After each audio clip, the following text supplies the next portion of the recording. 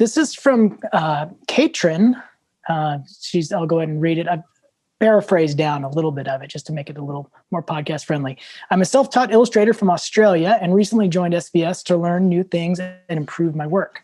I know you are probably too busy to give advice to your students you have never met or heard about. So I'd very much appreciate your opinions on my progress. Is there any? As an industry professional, I like your teaching style. You're so much better than Jake and Will. Paraphrasing there. It's simple and structured instructions, and was hoping to help if you would help my career move forward. I'm wondering if I can get a suggestion of what I should change, what can I focus on, and maybe what I should drop. The big deal is they just want to know where they are so they can feel calmer about it. And so we get these emails a lot, and I think a lot of our listeners have this question. And so I thought the real question is, how can someone know if they're on the right path? Right. And so, yeah. I mean, it would be impossible for us to answer each one of these individually, like to go into your Instagram or to your website, look through all the images, and then give you feedback for free. That would it would take too long. Mm-hmm. And it'd be all we do. Right. I do want to add, the one thing to be careful about is when people do make a snap judgment like that, say, oh, you need to just do this. Well, if they haven't really looked at your work, you got to be careful of that, because they could send you way in the wrong direction if they just said, oh, just recommend something that they would do versus something that you should do. So I did want to throw that out there first. Be careful if somebody just giving you a quick hit on your portfolio. Mm-hmm. In asking for advice too, be wary of directions and be very open to maps, right? Because I heard a friend of mine was talking about this on his YouTube channel, and he's like, it's like breaking into an industry or finding success in illustration or any particular industry is sometimes a lot like busting out of prison. And when you break out of prison, they patch all the holes and they figure out what went wrong so that no one else can break out of prison that way again, right? And so there's a little bit of that going on. It's like this person was able to be successful doing, I don't know, exploding kittens, right? Like, let's come up with this exploding kitten.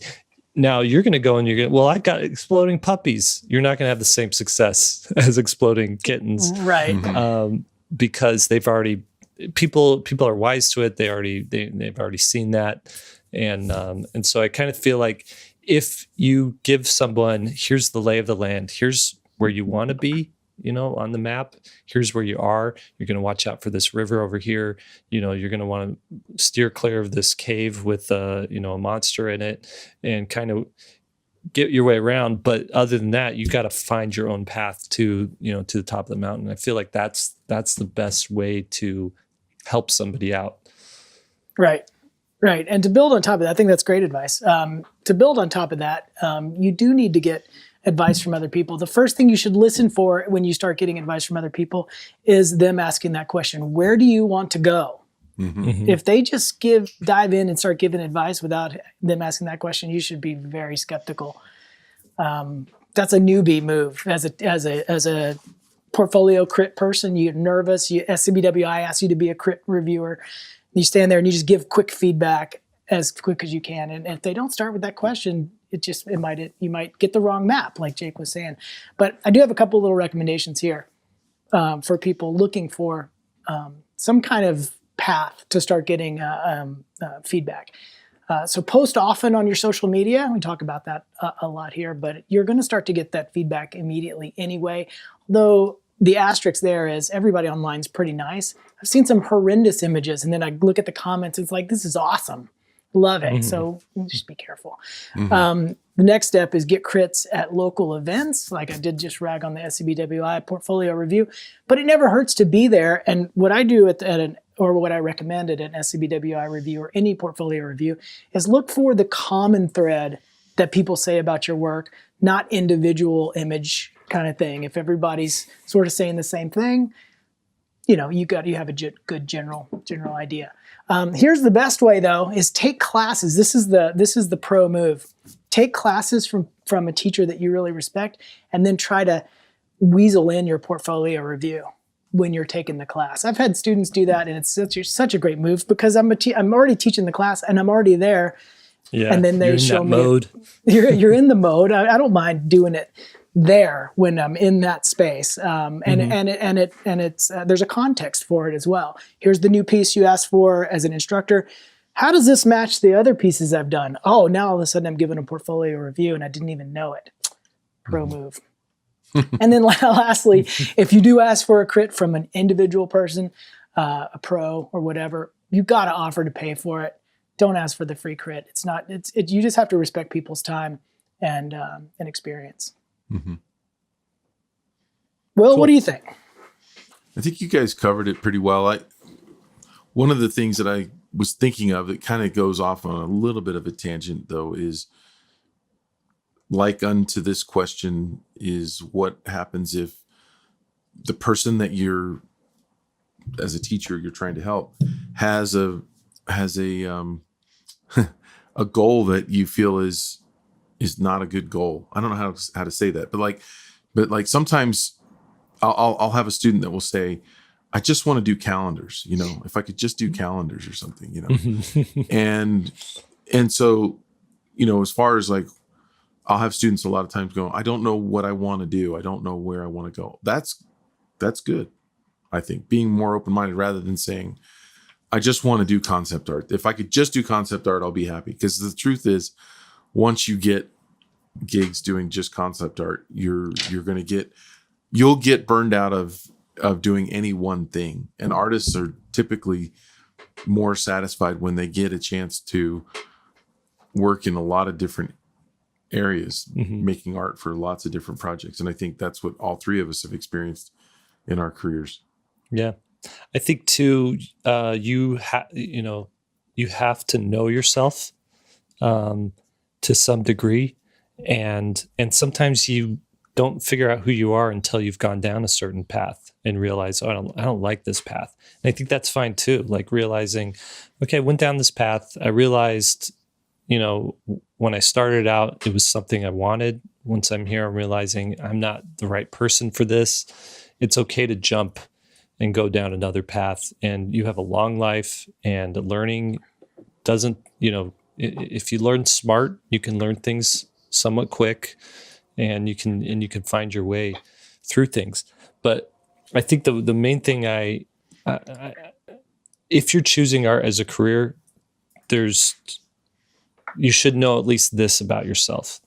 One, do you like, it's either one of these two things. Do you like running your own business? Are you entrepreneurial?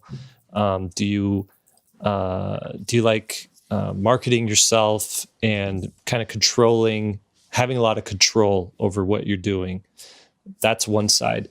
The other side is, do you want to focus in on one thing and just master it and be so good at it that you're known for that thing, and then essentially be a helper to help people accomplish things that they want to accomplish and use your services, when they're looking for that, the journeyman, right? That person who knows how to do that one particular thing. You want to be on the top of the list of someone they call to do that. And I think those are the two things, being a part of a team or being like solo, right? And when you go into children's books, it's more of a solo thing. Your